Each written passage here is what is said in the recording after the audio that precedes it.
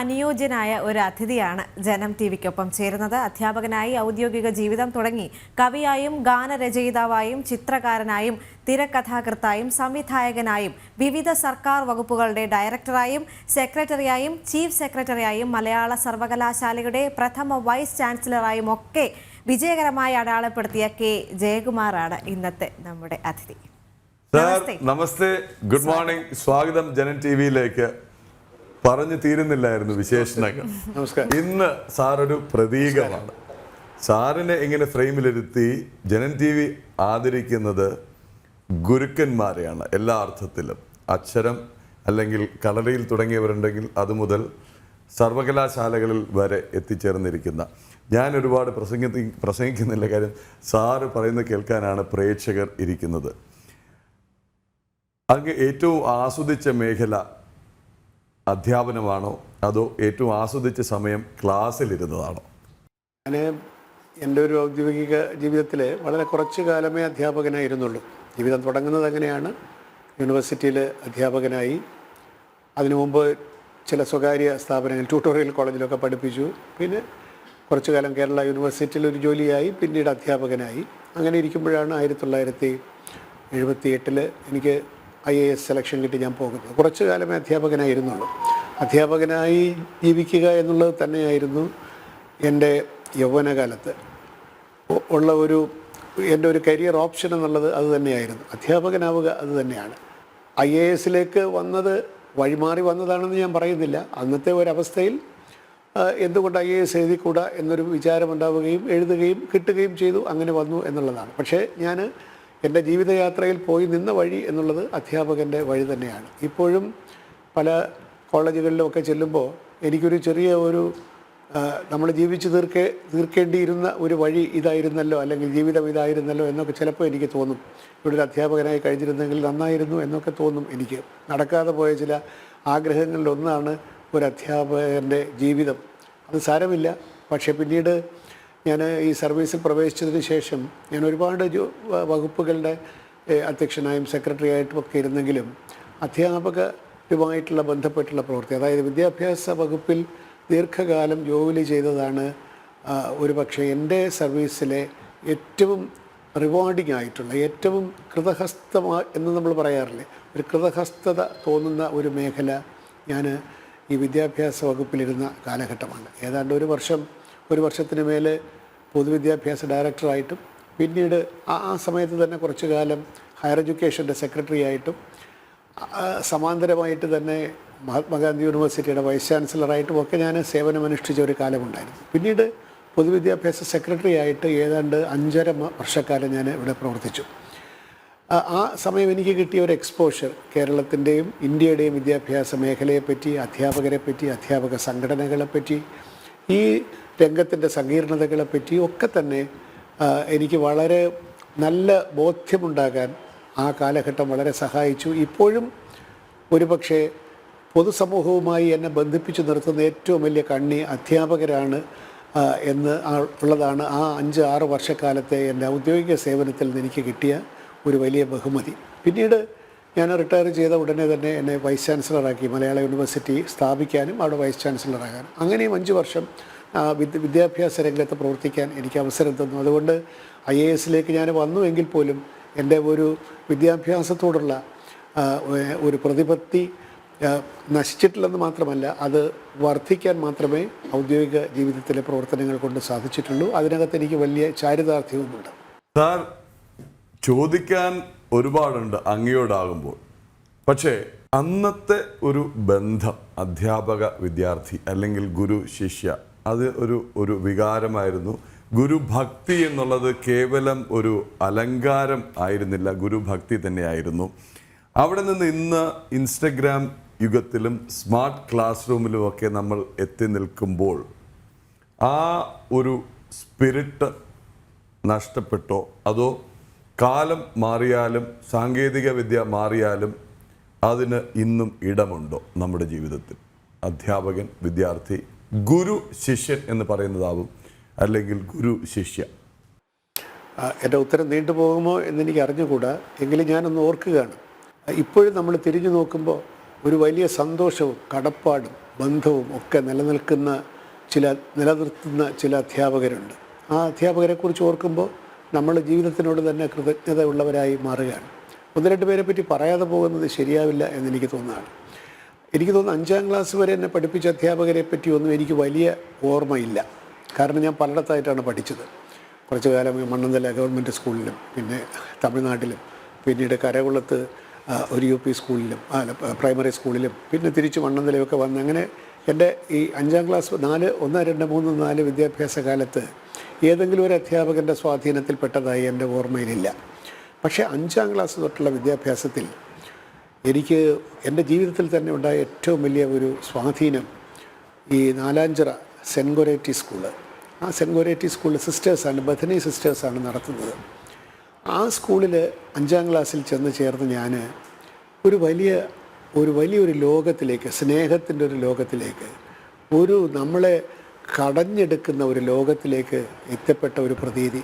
ചില sisters, sister Sleeba, sister Philomena, sister Helena, sister ഹെമാസ് തുടങ്ങിയ എത്ര സിസ്റ്റേഴ്സ് എന്നെ എന്തൊരു സ്നേഹം തന്നാണ് വളർത്തിയത് എന്ന് ഞാനിപ്പോൾ ഓർക്കുകയാണ്. ആദ്യമായിട്ട് നമ്മൾ സ്റ്റേജിൽ കയറുന്നു, പ്രസംഗിക്കുന്നു, മോണോ ആക്ട് അഭിനയിക്കുന്നു, നമ്മുടെ ഇംഗ്ലീഷ് ഉച്ചാരണത്തെപ്പറ്റി നമുക്ക് മതിപ്പുണ്ടാക്കി തരുന്നു, പ്രോത്സാഹനം തരുന്നു, മലയാളം എഴുതാൻ നമ്മളെ പ്രോത്സാഹിപ്പിക്കുന്നു, ഉച്ചാരണ ശുദ്ധി തരുന്നു, തുടങ്ങി നിനക്ക് എന്തൊക്കെയോ കഴിവുകളുണ്ട് എന്ന് പറഞ്ഞ് നമ്മളെ തന്നെ ഉണർത്തി നമ്മുടെ ഒരു കടപ്പാട്, അതൊരിക്കലും ഒരു ജന്മം കൊണ്ട് തീർത്താൽ തീരാത്ത കടപ്പാട് ഈ ബഥനി സിസ്റ്റേഴ്സിനോട്, സെൻറ്റ് ഗൊരേറ്റി സ്കൂളിലെ അധ്യാപികമാരായിരുന്ന ആ സിസ്റ്റേഴ്സിനോട് എനിക്കിപ്പോഴുമുണ്ട്. അത് എത്ര പറഞ്ഞാലും അവസാനിക്കുന്നതല്ല എന്നുള്ളതാണ് വാസ്തവം. പിന്നെ എൻ്റെ ജീവിതത്തെ സ്വാധീനിച്ച 2 അധ്യാപകരെ പറ്റി കൂടെ പെട്ടെന്ന് പറയാം. ഒന്ന്, പിന്നീട് ഞാൻ ഈ മാർ ഇവാനിയോസ് കോളേജിൽ പ്രീ ഡിഗ്രിയും അതിനുശേഷം BSc സുവോളജിയും പഠിച്ചു. ആ സമയത്താണ് എനിക്ക് സാഹിത്യത്തിലേക്കുള്ള എൻ്റെ ഒരു പ്രവേശനം വരുന്നത്. അതിൻ്റെ ഏറ്റവും പ്രധാന കാരണക്കാരൻ ഇപ്പോഴത്തെ നമ്മുടെ വളരെ വലിയ എഴുത്തുകാരനായിട്ടുള്ള കേന്ദ്ര സാഹിത്യ അക്കാദമി അവാർഡ് ജേതാവായിട്ടുള്ള ഡോക്ടർ ജോർജ് ഓണക്കൂർ സാറാണ്. സാറ് ഞങ്ങളെ മലയാളം വകുപ്പ് അധ്യക്ഷനായിരുന്നു. മലയാളം എനിക്ക് സെക്കൻഡ് ലാംഗ്വേജാണ്. എങ്കിലും സെക്കൻഡ് ലാംഗ്വേജായിട്ട് മലയാളം പഠിക്കുന്ന ഒരു കുട്ടി വാസ്തവത്തിലൊന്ന് ഉപായത്തിലങ്ങ് പോവുക എന്നുള്ളതേ ഉള്ളൂ, പഠിച്ച് മിനിമം മാർക്ക് വാങ്ങിക്കുക എന്നുള്ളതാണ്. പക്ഷേ ഞാൻ മലയാളം പഠിച്ചപ്പോൾ ഞാനതിനകത്ത് കാണിച്ച ഒരു താല്പര്യത്തെ ഊട്ടി വളർത്തി, അതിനെ പ്രോജ്വലിപ്പിച്ച്, തനിക്ക് സാഹിത്യത്തിൽ വലിയ അഭിരുചി ഉണ്ട് എന്നെ ബോധ്യപ്പെടുത്തി തന്ന് ആ വഴിക്ക് നടത്തി, എന്നെക്കൊണ്ട് BScക്ക് ഞാൻ പഠിക്കുന്ന കാലത്ത് തന്നെ കുമാരനാശാനെക്കുറിച്ച് ഒരു പുസ്തകം എഴുതാൻ പോലും എന്നെ പ്രാപ്തനാക്കി തീർത്തത് നമ്മുടെ ഓണക്കൂർ സാറാണ്. സാറ് എനിക്ക് തന്ന സ്വാതന്ത്ര്യം, പ്രോത്സാഹനം, വിശ്വാസം, അതൊന്നും ഒരിക്കലും നമുക്ക് എഴുതിയോ പറഞ്ഞോ പൂർത്തിയാക്കാൻ സാധ്യമല്ല. സാറിൻ്റെ ലൈബ്രറി, അന്ന് എൻ്റെ വീട്ടിൽ ലൈബ്രറി ഒന്നുമില്ല. ഞങ്ങളിവിടെ ഗ്രാമീണ വായനശാലയിൽ നിന്ന് പുസ്തകം എടുത്ത് വായിക്കും. അമ്മ വലിയ വായനക്കാരിയാണ് എൻ്റെ. അപ്പോൾ അമ്മയ്ക്ക് പുസ്തകം എടുക്കാൻ പോകുമ്പോൾ ഞാനും കൂടെ ഒരു പുസ്തകം എടുക്കും. ആ വായനയേ ഉള്ളൂ. ഞങ്ങൾക്കങ്ങ് വീട്ടിൽ ലൈബ്രറി ഒന്നുമില്ല. ഇപ്പോൾ നമ്മളിരിക്കുന്ന എൻ്റെ വീട്ടിലെ ലൈബ്രറിയിലാണ്, അത് മറ്റൊരു കാര്യം. അപ്പോൾ അന്ന് സാറിൻ്റെ വീട്ടിൽ നല്ല ലൈബ്രറിയാണ്, ഇഷ്ടമുള്ള പുസ്തകങ്ങൾ വായിക്കാം. അങ്ങനെ സാർ എനിക്ക് തന്ന പ്രോത്സാഹനം, ഇതിനകത്തു നിന്നൊക്കെ നമ്മൾ മനസ്സിലാക്കുന്നത് ഒരു നല്ല അധ്യാപകൻ ആരാണ്? നമ്മളാകാൻ സഹായിക്കുന്ന, നമ്മളിലേക്കുള്ള യാത്രയിൽ നമ്മളെ വഴിതിരിച്ചു വിടുന്ന, വഴിതെറ്റിപ്പോകാതെ നമ്മളിലേക്ക് ഉള്ള യാത്രയിൽ നമുക്ക് തുണയായി നിൽക്കുന്ന, വഴികാട്ടിയായി നിൽക്കുന്ന ഒരു വ്യക്തിയാണ് അധ്യാപകൻ. പിന്നീട് ഒരാളെ കൂടി പറഞ്ഞില്ലെങ്കിൽ അതൊരു ഗുരുതന്ദയാവും. അത് പിന്നീട് ഞാൻ MA ഇംഗ്ലീഷ് പഠിക്കാനായിട്ട് നാഗ്പൂർ യൂണിവേഴ്സിറ്റിയിൽ ആണ് ഞാൻ പഠിച്ചത്. എനിക്കിവിടെ അഡ്മിഷൻ കിട്ടാത്തതുകൊണ്ടാണ് ഞാൻ പോയത്. ആ നാഗ്പൂർ യൂണിവേഴ്സിറ്റിയിൽ പോയപ്പോൾ എനിക്ക് വേണ്ടി ഒരു സീറ്റ് കരുതി വെച്ച്, ഒരു വർഷം നഷ്ടപ്പെട്ടിട്ട് രണ്ടാമത് പോയിട്ട് എനിക്ക് വേണ്ടി ഒരു സീറ്റ് കരുതി വെച്ച ഒരു ഡോക്ടർ PS ശാസ്ത്രി, എനിക്കൊരു മുൻപരിചയവുമുള്ള ആളല്ല. അപ്പോൾ ഞാൻ പോയിട്ട് പറഞ്ഞു, ഞാൻ ഫ്രം കേരള, ഇങ്ങനെ ഇംഗ്ലീഷ് പഠിക്കാൻ വന്നതാണ്, ഇംഗ്ലീഷ് MA പഠിക്കാൻ വന്നതാണെന്ന് ആദ്യം പറഞ്ഞപ്പോൾ എന്നോട് പറഞ്ഞു, യു ആർ ലേറ്റ്, അടുത്ത വർഷം വരൂ, if you are interested I will keep A seat. ഞാൻ കൃത്യമായി അടുത്ത വർഷം ചെന്നപ്പോൾ എനിക്കുള്ള സീറ്റ് വെച്ചിരുന്നു. അദ്ദേഹം ഇംഗ്ലീഷ് സാഹിത്യത്തിലേക്കുള്ള അത്ഭുത വാതിൽ തുറന്നു തന്ന മനുഷ്യനാണ്. മഹാപണ്ഡിതൻ മാത്രമല്ല, നമ്മളായി അംഗീകരിക്കാനുള്ള വലിയ മനസ്സുള്ള ഒരാൾ. നമ്മൾ പറയുന്ന ഏതൊരു വ്യാഖ്യാനത്തെയും അതിൽ വലിയ കഴമ്പുണ്ട് എന്ന് നമ്മൾക്ക് തോന്നിപ്പിക്കുന്ന ഒരാൾ. പിന്നീട് ഞാൻ ആ സ്വഭാവം കണ്ട് നമ്മുടെ അയ്യപ്പ പണിക്കർ സാറിലാണ്. അദ്ദേഹത്തിന് ഒരഭിപ്രായവും വിമതാഭിപ്രായമല്ല, അത് ആ അഭിപ്രായവും സാധ്യമാണ്. അങ്ങനെ നമ്മളെ വ്യത്യസ്തമായി ചിന്തിക്കാൻ, സ്വതന്ത്രമായി ചിന്തിക്കാൻ പ്രേരിപ്പിച്ച കുറേ അധ്യാപകർ എനിക്ക് തന്ന മാനസികമായ ഉത്തേജനമാണ്. എനിക്ക് എന്തെങ്കിലുമൊക്കെ ഒരു ചിന്താപരമായ ഒരു തെളിച്ചമുണ്ടെങ്കിൽ അതിന് കാരണം ഈ അധ്യാപകർ എനിക്ക് തന്ന ആത്മവിശ്വാസമാണ് എന്ന് ഞാൻ പറയും. അറിവിലേക്കുള്ള വഴി, ആത്മവിശ്വാസത്തിലേക്കുള്ള വഴി. ഇപ്പോഴത്തെ അവസ്ഥയെപ്പറ്റി ചോദിച്ചല്ലോ. ഞാൻ ഇപ്പോഴത്തെ അവസ്ഥയെപ്പറ്റി അങ്ങനെ കണ്ണീരൊഴുക്കുന്ന ഒരു വിലാപകാവ്യം രചിക്കുന്ന ആളല്ല.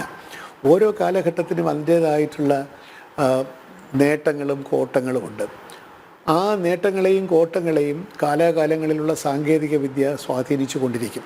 മണലെഴുത്തിൽ നിന്ന് നമ്മൾ സ്ലേറ്റിൽ നിന്ന് ബോർഡിലേക്കും പിന്നീട് ഇപ്പോൾ ലാപ്ടോപ്പിലേക്കും ഒക്കെ വന്ന് നമ്മൾ പലതരത്തിലുള്ള മാറ്റങ്ങളായി. ഇപ്പോൾ ഫോണുണ്ടെങ്കിൽ മതി, നമുക്ക് മറ്റൊന്നും ആവശ്യമില്ല. ഇതൊക്കെ കണ്ടിട്ട് നമുക്കിവിടെ എല്ലാം നഷ്ടപ്പെട്ടു എന്ന ഒരു വിലാപത്തിന് വലിയ അർത്ഥമുള്ളതായി എനിക്ക് തോന്നുന്നില്ല. മാറി വരുന്ന കാലത്തിൽ കുട്ടിയുടെ സൈക്കോളജിയിൽ വലിയ മാറ്റങ്ങൾ സംഭവിച്ചിട്ടുണ്ട്. ഹീസ് ഡിസ്ട്രാക്റ്റഡ്, ഒരുപാട് ഡിസ്ട്രാക്ഷനുണ്ട്. അതനുസരിച്ചിട്ട് അധ്യാപകരുടെ മനോഭാവത്തിലും ക്ഷമയിലും സമീപനത്തിലും മാറ്റങ്ങൾ ഉണ്ടാവണം. അല്ലാതെ നമ്മുടെ കുട്ടികൾക്കൊന്നും സംഭവിച്ചിട്ടില്ല. ഈ ബന്ധത്തിൽ ഒരു പുതിയ സമവാക്യം ഉണ്ടാക്കേണ്ട ഒരു സമയമായിട്ടുണ്ട്. പണ്ട് കുട്ടികളിൽ നിന്ന് പ്രതീക്ഷിച്ചു കൊണ്ടിരുന്ന ഒബീഡിയൻസ് അല്ലെങ്കിൽ അനുസരണ, അതൊക്കെ ഇപ്പോൾ പ്രതീക്ഷിക്കാൻ ബുദ്ധിമുട്ടാണ്. പക്ഷെ അതിൻ്റെ അർത്ഥം അവന് ഗുരുത്വമില്ല എന്നോ അവന് സ്നേഹമില്ല എന്നോ അവന് ഗുരുവിനോട് ബന്ധമില്ല എന്നോ അല്ല. ആ ബന്ധം you cannot take it for granted. നീ വിദ്യാർത്ഥി ആയതുകൊണ്ട് നീ ഗുരുഭക്തി ഉള്ളവനായിക്കൊള്ളണം എന്ന് വിചാരിച്ചാൽ നടക്കുകയല്ല. ആ ഗുരുഭക്തി ആർജിക്കത്തക്ക രീതിയിലുള്ള സ്നേഹവും ആത്മവിശ്വാസവും അവന് കൊടുത്തുകൊണ്ട് ആ കുട്ടിയെ വഴി നടത്തുന്ന ഏതൊരു അധ്യാപകനും പണ്ട് എങ്ങനെയാണോ അധ്യാപകർക്ക് കുട്ടികൾ ബഹുമാനം കൊടുത്തിരുന്നത് അതുപോലെ തന്നെയുള്ള സ്നേഹ ബഹുമാനങ്ങൾ ആർജിക്കാൻ ഇപ്പോഴും സാധിക്കും. അത് പരമ്പരാഗതമായിട്ടുള്ള സമീപനത്തിൽ നിന്ന് വ്യത്യസ്തമായ ഒരു സമീപനം അനുവർത്തിക്കുന്ന അധ്യാപകർക്ക് മാത്രമേ അത് സാധ്യമാവുകയുള്ളൂ. സമൂഹത്തിൽ വന്നിരിക്കുന്ന മാറ്റങ്ങൾ, സാങ്കേതികമായ മാറ്റങ്ങൾ, കുട്ടിയെ ഡിസ്ട്രാക്ട് ചെയ്തുകൊണ്ടിരിക്കുന്ന സാഹചര്യങ്ങൾ, ഇതൊന്നും മാറ്റിമറിക്കാൻ നമ്മൾ വിചാരിച്ചാൽ സാധിക്കുകയില്ല. നമുക്ക് സാധിക്കുന്നത് എന്താണ്? ഈ മാറ്റങ്ങൾക്കനുസൃതമായി നമ്മുടെ മനോഭാവങ്ങളിലും നമ്മുടെ ശൈലിയിലും നമ്മുടെ സമീപനങ്ങളിലുമൊക്കെ കാലോചിതമായിട്ടുള്ള മാറ്റങ്ങൾ വരുത്തിക്കൊണ്ട് ഈ കുട്ടിയിലുള്ള വിശ്വാസം നഷ്ടപ്പെടാതെ അവരെ നമ്മളോടൊപ്പം കൂട്ടുകയാണ് അധ്യാപകർ ചെയ്യേണ്ടത്. കുട്ടിക്ക് സ്നേഹിക്കാനുള്ള കഴിവും നമ്മളെ ആദരിക്കാനുള്ള കഴിവും ഒന്നും നഷ്ടപ്പെട്ടിട്ടില്ല. ഹീസ് ഡിസ്ട്രാക്റ്റഡ്, അതിനെപ്പറ്റി സംശയമില്ല. അവിടെ ഒരു പുതിയ ഒരു ശൈലി ഒരു അധ്യാപക ബന്ധത്തിൽ, കുട്ടികളുമായിട്ടുള്ള ബന്ധത്തിലുണ്ടാവണം. അങ്ങനെ തന്നെ ഉള്ള എത്രയോ അധ്യാപകർ ഇപ്പോഴും നമ്മുടെ സ്കൂളുകളിലും കോളേജുകളിലും ഉണ്ട് എന്നുള്ളതും വാസ്തവമാണ്. ഈ ചോദ്യം ചോദിക്കാനുള്ള ആവേശത്തിൽ ഇന്നത്തെ തലമുറയ്ക്ക് അറിഞ്ഞുകൂടെങ്കിൽ പ്രശസ്ത സംവിധായകനായ എം കൃഷ്ണൻ നായർ സാറുടെ മകനാണ് ഇനി ജെൻഡർ ഇക്വിറ്റി ഒപ്പം അമ്മ സുലോചന. ഒരുപക്ഷെ വാർത്തകളിൽ ഏറ്റവും അധികം നിറഞ്ഞത് സാർ ക്ഷമിക്കണം, സാഹിത്യത്തിലും ടൂറിസത്തിലും സിവിൽ സർവീസിലും ഒക്കെ നൽകിയ സംഭാവനയേക്കാൾ സാറിൻ്റെ വീഡിയോ വൈറലായത് ദേവിക തന്നെ നേരത്തെ ചൂണ്ടിക്കാട്ടി. ശ്രീപത്മനാഭസ്വാമി ക്ഷേത്രത്തിലെ നിലവറ തുറക്കാൻ പോയ ദിവസത്തെ വീഡിയോ ആയിരിക്കും ഏറ്റവും അധികം വൈറലായത്. ലോകത്തിലെ ഏറ്റവും വലിയ സമ്പന്നർ അധ്യാപകരാണ്. കാരണം ശിഷ്യ സമ്പത്താണ് ഏറ്റവും വലിയ സമ്പത്തെന്നും നമ്മൾ പറയാറുണ്ട്. എല്ലാ അധ്യാപകർക്കും ഒരു പ്രിയപ്പെട്ട ഒരു ശിഷ്യനോ ശിഷ്യയോ ഒക്കെ ഉണ്ടാകും. കാരണം ഫസ്റ്റ് ബെഞ്ചിൽ ഇരിക്കുന്ന ഏറ്റവും മിടുക്കനായ വിദ്യാർത്ഥിയെക്കാളും കൂടുതൽ ഇഷ്ടം ബാക്ക് ബെഞ്ചിലെ കുസൃതി കുട്ടിയെ. അത്തരത്തിലൊരു വിദ്യാർത്ഥി അങ്ങയുടെ ജീവിതത്തിലുണ്ട്? എൻ്റെ വിദ്യാർത്ഥികളെ പറ്റി എനിക്ക് ഇപ്പോൾ അങ്ങനെ ഓർത്തെടുക്കാൻ കഴിയില്ല. ഞാൻ പറഞ്ഞാൽ ഞാൻ അധികകാലം അധ്യാപകനായിരുന്നില്ല. പക്ഷേ ഞാനെന്ന് പറയുന്ന വിദ്യാർത്ഥി എൻ്റെ അധ്യാപകർക്ക് പ്രിയങ്കരനായിരുന്നോ ഇല്ലയോ എന്നാണ് ഞാനിപ്പോൾ ആലോചിക്കുന്നത്. ഞാൻ ഒരിക്കലും ഒരു ഫസ്റ്റ് ബെഞ്ചുകാരനുമല്ല, ലാസ്റ്റ് ബെഞ്ചുകാരനുമല്ല, ഒരു മിഡിൽ ബെഞ്ചുകാരനാണ്. വേണ്ടി വന്നാൽ അത്യാവശ്യം കുസൃതിയാവാം, എന്നാൽ വേണ്ടി വന്നാൽ ക്ലാസ്സിൽ ശ്രദ്ധിക്കുകയും ആവാം. അതാണ് നമ്മുടെ ലൈന്. അന്നും ഇന്നും ഒരു മിഡിൽ ബെഞ്ചുകാരനാണ് ഞാൻ. ലാസ്റ്റുമല്ല ഫസ്റ്റുമല്ല.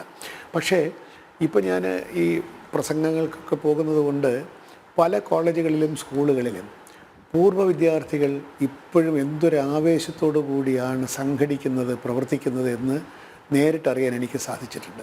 ഈ അധ്യാപകരും വിദ്യാർത്ഥികളുമായിട്ടുള്ള ബന്ധത്തിൽ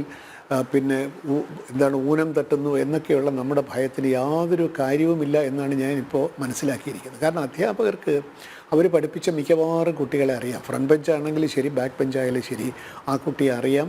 ആ കുട്ടികളോട് എന്തെന്നില്ലാത്തൊരു സ്നേഹവും എല്ലാ അധ്യാപകരും വച്ചു പുലർത്തുന്നുണ്ട്.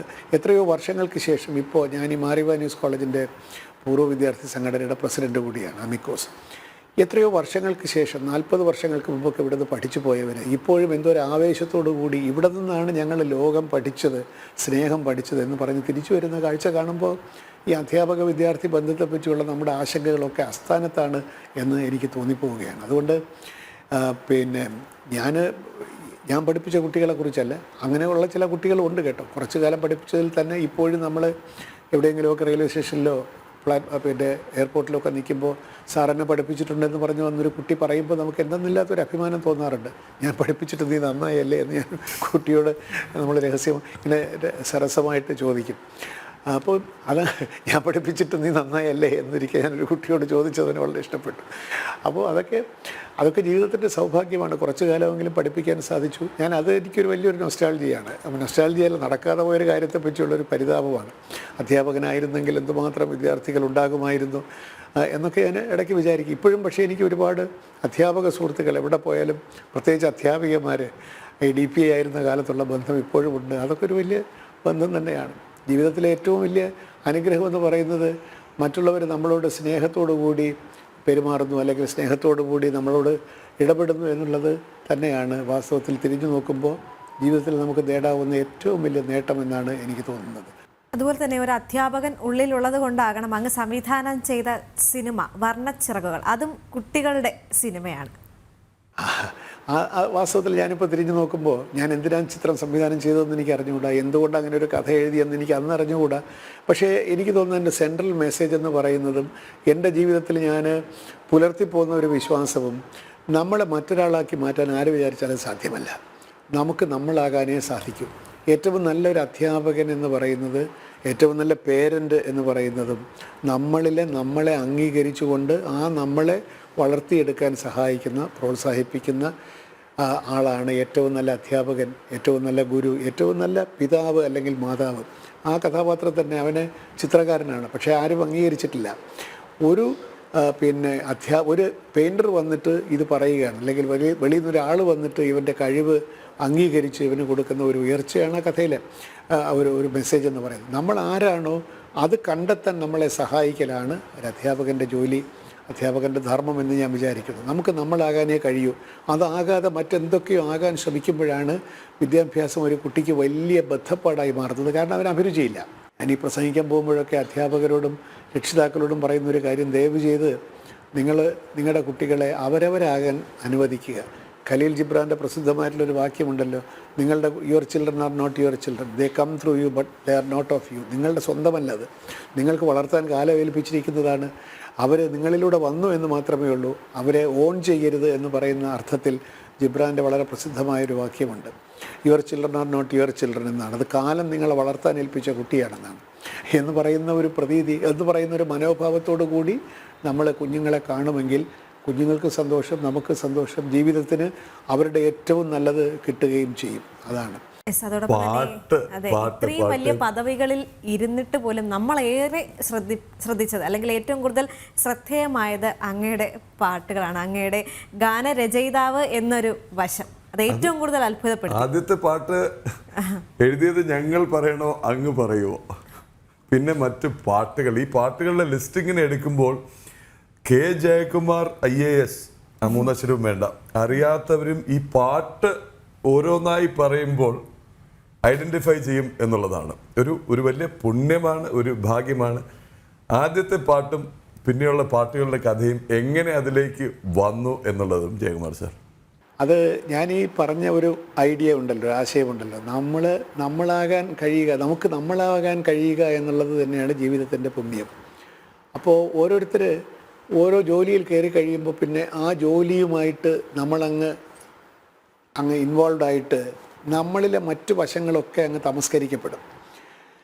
അതാണ് പലപ്പോഴും പലർക്കും പറ്റുന്ന ഒരു പരാജയം. ജീവിത അവസാനത്തിൽ തിരിഞ്ഞു നോക്കുമ്പോൾ കുറേ കാലം ഒരു ഉദ്യോഗത്തിലിരുന്നു, അത്രേ തന്നെ ഉള്ളൂ, വേറൊന്നും ആയില്ല എന്ന് വിചാരിക്കുന്ന ഒരുപാട് പേരെ എനിക്കറിയാം.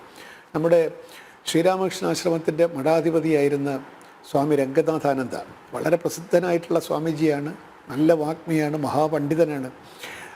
അദ്ദേഹം ഞങ്ങളുടെ IAS അക്കാഡമിയിൽ എല്ലാ വർഷവും പ്രസംഗിക്കാൻ വരും. അപ്പോൾ ഞങ്ങളുടെ വർഷവും അദ്ദേഹം പ്രസംഗിക്കാൻ വന്നപ്പോൾ പറഞ്ഞ ഒരു വാക്യം ഞാൻ ഒരിക്കലും മറക്കില്ല, ഞാൻ പലപ്പോഴും ആവർത്തിച്ചിട്ടുണ്ട്.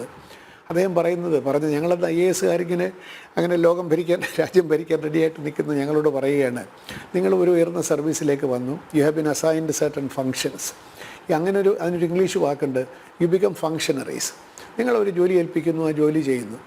നിങ്ങൾ ജീവിതത്തിലുടനീളം ആ ഫങ്ഷണറി ആയിരുന്നിട്ട് അങ്ങനെ മാത്രമായി ആണ് ഇരിക്കുന്നതെങ്കിൽ when that function is taken away from you, then what do you become? You become defunct. Defunct എന്നൊരു വാക്കുണ്ടല്ലോ. നിങ്ങൾ വെറും ഫങ്ഷണറി മാത്രമാണെങ്കിൽ ആ ഫങ്ഷൻ പോയി കഴിയുമ്പോൾ you become defunct. Never be defunct in life. അതാണ് അദ്ദേഹം ഞങ്ങൾക്ക് തന്ന ഒരു ഉപദേശം. ഇത് അക്ഷരാർത്ഥത്തിൽ ഉൾക്കൊണ്ട ഒരാളാണ് ഞാൻ IAS-ലേക്ക് വന്നിട്ടുണ്ടാവാം, ഞാൻ പല ജോലികളും ചെയ്തിട്ടുണ്ടാവാം. അതിൻ്റെ അർത്ഥം ഞാനെന്ന് പറയുന്ന വ്യക്തിക്ക് ഇത് മാത്രമേ അറിയൂ എന്നല്ല. എനിക്ക് കവിത എഴുതണമെങ്കിൽ ഞാൻ കവിത എഴുതും. പലരും എന്നോട് ചോദിച്ചിട്ടുണ്ട്, സാറെന്തിനാണ് ഇതൊക്കെ ചെയ്യുന്നതെന്ന് ചോദിക്കും. എനിക്ക് സിനിമയിൽ പാട്ട് എഴുതണമെന്നുള്ള എൻ്റെ അദമ്യമായിട്ടുള്ളൊരാഗ്രഹമുണ്ടെങ്കിൽ അത് ഞാൻ പൂർത്തീകരിക്കും. അത് നിയമവിധേയമായിട്ടേ ചെയ്യുള്ളൂ എന്നുള്ളതേ ഉള്ളൂ. എനിക്ക് പെയിൻറ്റ് ചെയ്യണമെന്ന് തോന്നി ഞാൻ ലോകോത്തര ചിത്രകാരനാവുകയില്ല എന്നൊക്കെ എനിക്കറിയാം. പക്ഷേ എനിക്ക് വർണ്ണത്തിലൂടെയും വരയിലൂടെയും ചിലതൊക്കെ ആവിഷ്കരിക്കണമെന്ന് തോന്നിയാൽ എന്നെ പിടിച്ചു നിർക്കാത്ത ആർക്ക് സാധ്യമല്ല, ഞാനത് ചെയ്യും. അങ്ങനെ ചെയ്യുമ്പോൾ എനിക്ക് കിട്ടുന്ന ഒരു സംതൃപ്തി, അങ്ങനെയാണ് ഞാൻ IAS എന്ന് പറയുന്ന ഒരു ചെറിയൊരു കോട്ടയാണല്ലോ, അതിനകത്ത് ഇരുന്നു കൊണ്ട് ഞാൻ സിനിമയിലേക്ക് വരുന്നത്. എൻ്റെ ഒരു ആന്തരികമായിട്ടുള്ള ഒരു ഉൾവിളിയാണ്, എനിക്ക് എഴുതിയേ പറ്റൂ. അങ്ങനെ ഞാൻ അനുവാദമൊക്കെ വാങ്ങിച്ചിട്ടാണ് എഴുതുന്നത്. IAS-ന് മുമ്പ് ഞാൻ പണ്ട് മന്ദാര മണമുള്ള കാറ്റ് എന്നൊരു പാട്ട് ഞാൻ കോളേജിൽ പഠിക്കുന്ന സമയത്ത് 72 73 എഴുതിയിട്ടുണ്ട്. പക്ഷേ ശരിക്കൊരു റെഗുലറായിട്ട് ഒരു പ്രൊഫഷണൽ റൈറ്ററായിട്ട് ഞാൻ വരുന്നത് 84 എനിക്ക് തോന്നുന്നു. അത് ഈ ഏറ്റവും അന്ന് തന്നെ പ്രസിദ്ധമായിട്ടുള്ള പാട്ട് മൂകാംബികയെക്കുറിച്ചുള്ള എൻ്റെ ഒരു പാട്ടാണ്.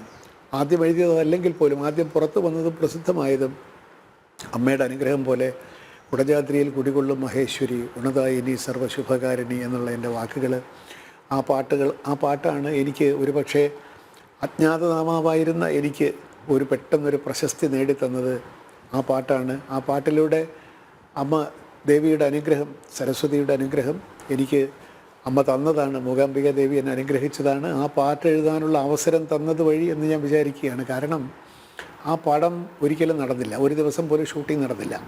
4 പാട്ടുകൾ റെക്കോർഡ് ചെയ്തു. അതിൽ ഈ പാട്ട് പുറത്തിറങ്ങിയപ്പോൾ ഈ പാട്ട് സൂപ്പർ ഹിറ്റായി മാറി. പിന്നെയും എനിക്ക് മൂകാംബികയെ പറ്റി എഴുതാൻ പിന്നൊരു അവസരമുണ്ടായി. അത് വേണു നാഗവള്ളി സംവിധാനം ചെയ്ത കിഴക്കുടൊരു പക്ഷി എന്നുള്ള സിനിമയിൽ. അന്ന് വേണു എന്നോട് പറഞ്ഞത് കുടജാദ്രിയേക്കാളും ഗംഭീരമായിരിക്കണം, പക്ഷേ അതുപോലെ ഇരിക്കാനും പാടില്ല. അങ്ങനെയാണ് ഞാൻ സൗവർണിക അമൃത വീചികൾ പാടും നിൻ്റെ സഹസ്രനാമങ്ങൾ എന്നുള്ള പാട്ട് എഴുതുന്നത്. അപ്പോൾ ഇന്ന് അവിടെ ചെല്ലുമ്പോൾ നമ്മൾ അമ്മയെ കാണാനായിട്ട് ഞാനിപ്പോൾ പോയിട്ട് വന്നതേ ഉള്ളൂ മൂകാംബികയിൽ 2 ദിവസത്തിന് മുമ്പ്. അവിടെ ചെല്ലുമ്പോൾ ഞാൻ കുറച്ചൊരു അവകാശഭാവത്തോടുകൂടി അമ്മ ഞാൻ ഈ പാട്ടൊക്കെ എഴുതിയ ആളാണ് എന്ന ശബ്ദമായിട്ടുള്ളൊരു ഐഡൻറ്റിറ്റി കാർഡ് കാണിക്കും. അതിൻ്റെ ഒരു ആവശ്യമില്ല, നമ്മുടെ മനസ്സിൻ്റെ ഒരു വികൃതിയാണ്. അങ്ങനെ അവിടെ നിന്ന് തൊഴും. അപ്പോൾ പിന്നീട് ഒഴിവുകാലം എന്നുള്ള സിനിമ വന്നു. പിന്നെ കുറേയേറെ പാട്ട് ഒരു 100 ഇപ്പോൾ എനിക്കെല്ലാം കൂടെ തോന്നുന്നു ഒരു 120 130 സിനിമകളിൽ ഞാൻ പാട്ട് എഴുതിയിട്ടുണ്ട്. എല്ലാം പ്രസിദ്ധമായിട്ടില്ല, പക്ഷേ ഒരു 10 50 100 പാട്ടുകൾ വളരെ പോപ്പുലറായിട്ടുണ്ട്. അക്കാര്യത്തിൽ എനിക്ക് സംതൃപ്തിയുണ്ട്. ഞാൻ IAS-കാരനാണ്, ഞാൻ സിനിമയിലൊന്നും പ്രവർത്തിക്കില്ല, ഞാനിങ്ങനെ ദന്തഗോപുരവാസിയാണ് എന്ന് പറഞ്ഞിരുന്നിരുന്നെങ്കിൽ ഈ ജനങ്ങളുമായിട്ട് ആളുകളുമായിട്ട് നമ്മളെ കൂട്ടിയിണക്കുന്ന ഈ സംഗീതം എന്ന് പറയുന്ന സിനിമാ ഗാനങ്ങളെന്ന് പറയുന്ന വലിയൊരു ഗോൾഡൻ ചെയിൻ അത് ഉണ്ടാകുമായിരുന്നില്ലല്ലോ എന്ന് ഞാൻ വിചാരിക്കുകയാണ്. ആളുകൾ നമ്മൾ റെക്കഗ്നൈസ് ചെയ്യുന്ന ഞാൻ എഴുതുന്ന പദവികളെ വെച്ചിട്ടല്ല, സാറല്ലേ ആ പാട്ട് എഴുതിയത് എന്ന് ചോദിച്ചിട്ടാണ്. അത് തരുന്ന സന്തോഷം ചെറുതല്ല. അത് എഴുതാൻ എന്നെ അനുഗ്രഹിച്ചതിനും അനുവദിച്ചതിനും ഞാൻ ദൈവത്തിനോടാണ് നന്ദി പറയുന്നത്. ഞാൻ IAS-ൻ്റെ ചില മൂഢവിചാരങ്ങളിൽപ്പെട്ട് ഞാൻ IAS-കാരൻ അങ്ങനെ കോടമ്പാക്കത്തൊന്നും പോകാൻ പാടില്ല എന്ന് വിചാരിച്ചില്ലല്ലോ. അങ്ങനെ ഞാൻ പോയെന്നൊക്കെ പറഞ്ഞിട്ട് എന്നെ പരിഹസിച്ച ആളുകളൊക്കെ ഉണ്ട് കേട്ടോ. അയാൾ കുടമ്പാകത്തൂടെ ഇങ്ങനെ നടക്കുകയായിരിക്കും, പാട്ടെഴുതാനുണ്ടോ നമ്മൾ ഈ പേപ്പർ തകരം കുപ്പി വിൽക്കാനുണ്ടോ എന്ന് ചോദിച്ച് ആൾ നടക്കുന്നത് പോലെ അയാൾ നടക്കുകയായിരിക്കും എന്നൊക്കെ എന്നെ പരിഹസിച്ചവരുണ്ട് കേട്ടോ.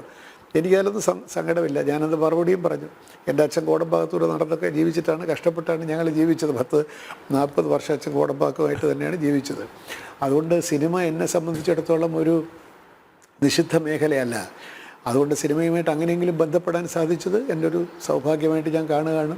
ഒരുപാട് പാട്ടുകളിലൂടെ ആളുകളുടെ മനസ്സിലേക്ക് കുടിയേറാൻ ഒരു ബന്ധം സ്ഥാപിക്കാൻ എനിക്ക് സാധിച്ചു.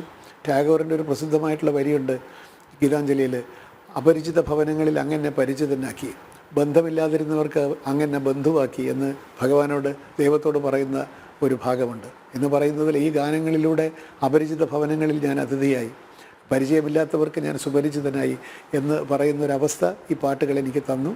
അതിന് ഞാൻ ഈ അപാരമായിട്ടുള്ള ചൈതന്യത്തോട് എന്നെന്നും എൻ്റെ ജീവിതം കൊണ്ട് കടപ്പെട്ടിരിക്കുകയാണ്. ഈ ട്യൂൺ ഇട്ടിട്ട് ആ ട്യൂണിനൊപ്പിച്ചാണോ പാട്ട് എഴുതുന്നത്, പാട്ട് എഴുതിയിട്ടാണോ ഈണം പകരുന്നത്? പക്ഷെ അങ്ങേക്ക് ഒരിക്കലും ഒരു എഴുതിയ അല്ലെങ്കിൽ ചിട്ടപ്പെടുത്തിയ ഒരു ഈണത്തിന് പാട്ട് എഴുതാൻ കഴിയുമെന്ന് ഞാൻ കരുതുന്നില്ല. കാര്യം അങ്ങനെ അടുക്കിയുള്ള വാക്കുകൾ, ആ വരികൾ വായിച്ചാൽ തന്നെ അതൊരു സംഗീതമുണ്ട്. എന്നെപ്പോലെയുള്ളവർക്ക് പോലും പാടാൻ കഴിയാത്ത, പക്ഷെ പെട്ടെന്ന് പ്രേക്ഷകർക്കായിട്ടൊന്ന് ഓടിച്ചൊന്ന് 3-4 പാട്ടുകൾ പറയാം. കാര്യം പലരും പാട്ട് കേട്ട് ആസ്വദിക്കുന്ന പലരും അറിയുന്നുണ്ടാവില്ല ഇതിന് പിന്നിലെ മൂകാംബിക സരസ്വതി ദേവി സ്പർശമുള്ള കൈകൾ ആരുടേതാണ് എന്നുള്ളത്. ഒന്ന് സൗമർണികാമൃത ബീജികൾ സാർ തന്നെ പറഞ്ഞു, ഘനശ്യാമ മോഹന കൃഷ്ണ. ഇത്രമേൽ മണമുള്ള പാടാൻ എനിക്കറിയില്ല സാർ, ക്ഷമിക്കണം. സൂര്യാംശു ഓരോ മൂവന്തിയായി, ചന്ദനലേപ സുഗന്ധം, കളരി വിളക്ക് തെളിഞ്ഞതാണോ? ഇതിലൊക്കെ തെളിയുന്നത് വരികൾ മാത്രം കേട്ടാൽ നമുക്ക് ആ ദൃശ്യം കാണാം. കളരി വിളക്ക് തെളിഞ്ഞതാണോ എന്ന് പറയുമ്പോൾ പിന്നെ ബാക്കി നമ്മൾ സങ്കല്പിക്കുകയാണ്, ഇതൊന്നും വേണ്ട. അത് മാത്രമല്ല, മമ്മൂട്ടി എന്ന ഒരു നടന്റെ പൗരുഷം അത് എത്രത്തോളം ഉണ്ട് എന്ന് മലയാളി പ്രേക്ഷകർക്ക് കാണിച്ചു കൊടുത്ത ഒരു ഗാനം കൂടിയാണ് ചന്ദന ലേപ സുഗന്ധം. സർ, അത് ഈ ഒരുപാട് ചോദിക്കാനുണ്ട്. പാട്ട് എഴുതിയിട്ടുണ്ട്, ട്യൂൺ ഇടാതെ എഴുതിയിട്ടുണ്ട് കേട്ടോ. അത് ശരി. ട്യൂൺ ഇട്ടും എഴുതാം, പക്ഷേ ട്യൂൺ ഇടാതെ എഴുതുന്നതാണ് എനിക്കിഷ്ടം. ട്യൂണിട്ട് എഴുതിയാൽ നമുക്ക് ഈ പറഞ്ഞ പോലെ വളരെ ഒരു ഞെരുക്കമുള്ളൊരു വഴിയിലൂടെ വെള്ളം ഒഴുകുന്നത് പോലെ ഇരിക്കും. ചിലപ്പോൾ നന്നായിട്ട് ഒഴുകും. ഇപ്പോൾ ഉദാഹരണത്തിന് മഴയിലെ ഒരു പാട്ട്, എന്താണ്, ആഷാഢം പാടുമ്പോൾ, അത് ട്യൂണിട്ടിട്ട് എഴുതിയ പാട്ടാണ്. അങ്ങനെ പിന്നെ പല പാട്ടുകളുണ്ട്. ഇപ്പോൾ ബട്ടർഫ്ലൈസിലെ പാൽനിലാവിലെ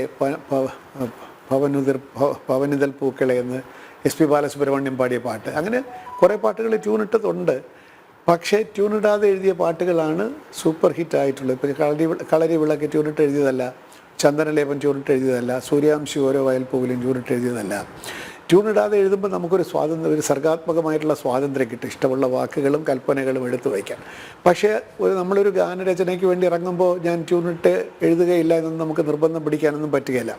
ഒരു വെർസറ്റാലിറ്റി വേണമല്ലോ. അത് നിർബന്ധം പിടിച്ചാൽ ഞാൻ ട്യൂണിട്ട് എഴുതും എന്നുള്ളതേ ഉള്ളൂ. ഓൾദോ അതെനിക്ക് ഇഷ്ടമല്ലെങ്കിൽ പോലും.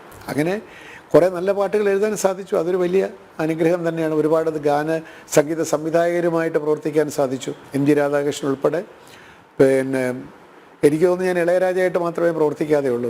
വിദ്യാസാഗറുമായിട്ട്, അതുപോലെ രവീന്ദ്രനുമായിട്ട്, ജോൺസനുമായിട്ട്, അങ്ങനെ ഒരുപാട് ഔസേപ്പച്ചനുമായിട്ട്, മിക്കവാറും എല്ലാ സംഗീത സംവിധായകരുമായിട്ട്, ബോംബെ രവിയുമായിട്ട് പ്രവർത്തിക്കാൻ സാധിച്ചു. അതൊക്കെ ഒരു വലിയ അനുഗ്രഹമാണ്. നമ്മളിപ്പോൾ ഞാൻ ഈ പറഞ്ഞ പോലെ IAS-ൻ്റെ ഈ സ്വർണ്ണ പഞ്ചരത്തിനകത്ത് ഇരുന്നിരുന്നെങ്കിൽ എനിക്ക് വലിയ കലാകാരന്മാരുമായിട്ട് അടുത്തിടപഴകാനും ഒന്നിച്ച് നമുക്കൊരു കലാസൃഷ്ടി ഉണ്ടാക്കിയെടുക്കാനും സാധിക്കുമായിരുന്നില്ലല്ലോ. അതാണ് എനിക്ക് എന്നെക്കുറിച്ച് തോന്നുന്ന ഒരു വലിയ സന്തോഷം. അങ്ങനെ അവിടെ ഇരുന്നില്ലല്ലോ വാതിലടച്ചിട്ട് എന്നുള്ളൊരു സന്തോഷമുണ്ട്.